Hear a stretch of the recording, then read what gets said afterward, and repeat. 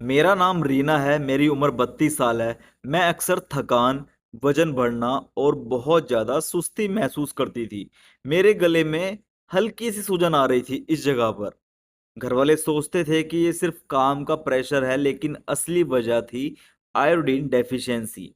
ये मुझे तब पता लगा जब मैं हॉस्पिटल गई और मेरे कुछ ब्लड टेस्ट हुए, उसमें आया कि मुझ में आयोडीन की डेफिशिएंसी है। दोस्तों, इस रीना नाम की लड़की ने पब्लिकली इंस्टाग्राम पे डाला है ये चीज़ कि मुझ में ये चीज़ हो रही थी, ये लक्षण आ रहे थे और मैंने ये चीज़ करी तो मैं अब ठीक हूँ। इसकी कहानी बहुत दिलचस्प है, आप इससे बहुत कुछ सीख सकते हो, अपनी हेल्थ के बारे में बहुत कुछ जान सकते हो, ठीक है? तो मैं इसकी स्टोरी को आगे बढ़ता हूँ। देखो, आयोडीन करता क्या है? साइंटिफिक रोल क्या है आयोडीन का? आयोडीन हमारी थायरॉइड ग्लैंड का मेन फ्यूल है। इसी से ही थायरॉइड हार्मोन्स बनते हैं, T3 और T4। ये हार्मोन्स कंट्रोल करते हैं बॉडी का मेटाबॉलिज्म, ठीक है? ब्रेन डेवलपमेंट, ग्रोथ और बॉडी टेम्परेचर, ठीक है? अब आयोडीन डेफिशिएंसी के लक्षण क्या-क्या हैं? अगर किसी को आयोडीन डेफिशिएंसी हो रही हो, तो उसके लक्षण क्या-क्या हो सकते हैं?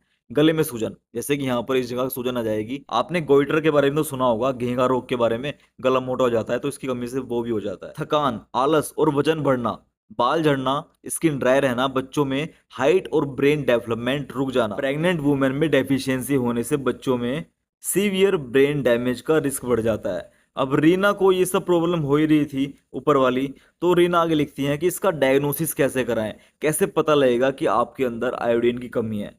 सबसे पहले सबसे कॉमन है यूरिनरी आयोडीन टेस्ट, क्योंकि शरीर का 90% आयोडीन पेशाब से निकल जाता है। नॉर्मल रेंज क्या होती है? 100 से 200 माइक्रोग्राम पर लीटर, ठीक है? इसके अलावा doctor thyroid function test T3 T4 TSH भी करवाते हैं ताकि डेफिशिएंसी कंफर्म हो सके, ठीक है?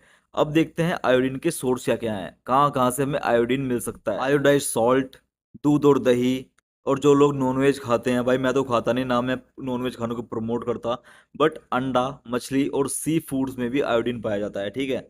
अब डब्ल्यूएचओ कहता है कि एडल्ट को रोजाना 150 माइक्रोग्राम आयोडीन चाहिए, ठीक है?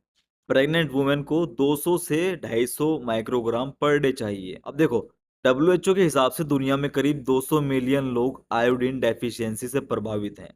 इंडिया में पहले हिमालय बेल्ट और कुछ ग्रामीण क्षेत्रों में गोइटर यानी कि घेंगा बहुत कॉमन था, इसलिए सरकार ने यूनिवर्सल सॉल्ट आयोडाइजेशन प्रोग्राम शुरू किया था।